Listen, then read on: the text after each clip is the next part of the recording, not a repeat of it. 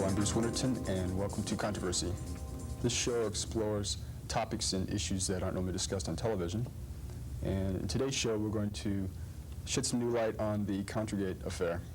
And we're fortunate to have Martha Honey with us, a freelance journalist based in Costa Rica. And she's also a co-plaintiff in the Lepenka lawsuit sponsored by the Christie Institute and is a speaker for that institute as well.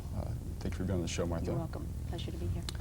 Martha, why don't you tell us a little bit more about the lawsuit? Okay. About the details. Well, we have named 25 people in the lawsuit. There are 29 defendants.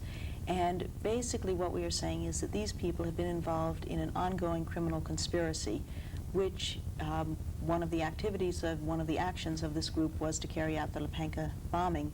But we go further than that because in the course of our investigation we found that this group has been involved in plotting other terrorist acts, all with the intention of blaming it on the Sandinistas and using this to up the war against Nicaragua.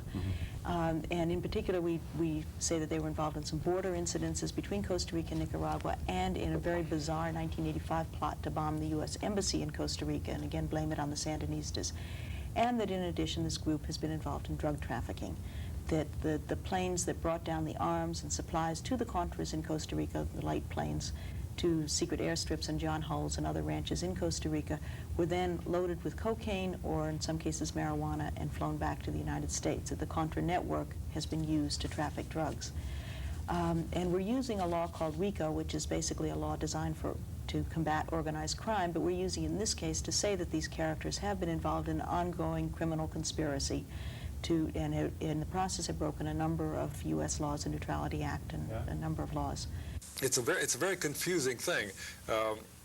We apparently, in these countries, we have to have an enemy in order to justify what we're doing to them. In other words, justify our business interests and that sort of thing. And we have to have something to fight all the time. For instance, in Nicaragua now, we really don't have an enemy there. The Nicaraguan government is not our enemy. Mm-hmm. And I've been there many times recently. And they're not our enemy, but we have to have them as an enemy because if we don't, we're going to lose control of that whole area down there. And we're desperately afraid of losing control over that area. And this is completely absurd, of course.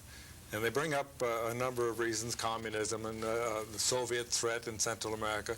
And there's no Soviet threat in Central America.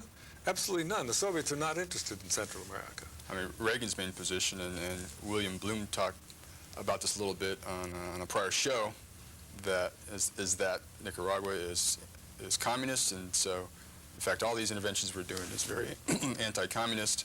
And William seemed to think that Reagan truly believes that. Well, I think he probably does. I think he probably does. You see, what about the other people? I think that Mr. Reagan has been a victim of the people that surround him, frankly. I think they found out that they could influence him by telling lies, because most of the information that Mr. Reagan had about Central America, pure lies, absolute lies, because I have been able to investigate them myself, and they're all lies. And we're desperate that the Sandinistas are going to survive. And I will guarantee you that they're going to survive, because I know them very well.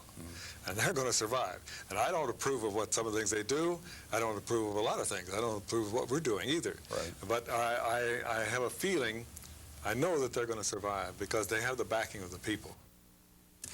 Although I'm sure the average American thinks that in almost all of these cases of our intervention, that we have intervened to block some move by the Soviet Union. It simply is not so. In the case of Guatemala, which I mentioned, in '54, we overthrew a man called Arbenz. We called him a communist.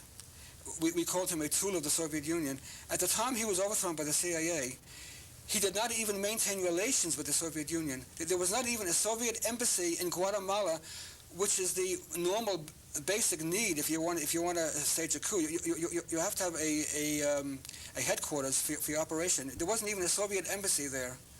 I mean, that's one example of many I could give, and I do give in my book. Right. Where we have yelled communist as an excuse for our intervention, but it was completely or largely false, a false claim.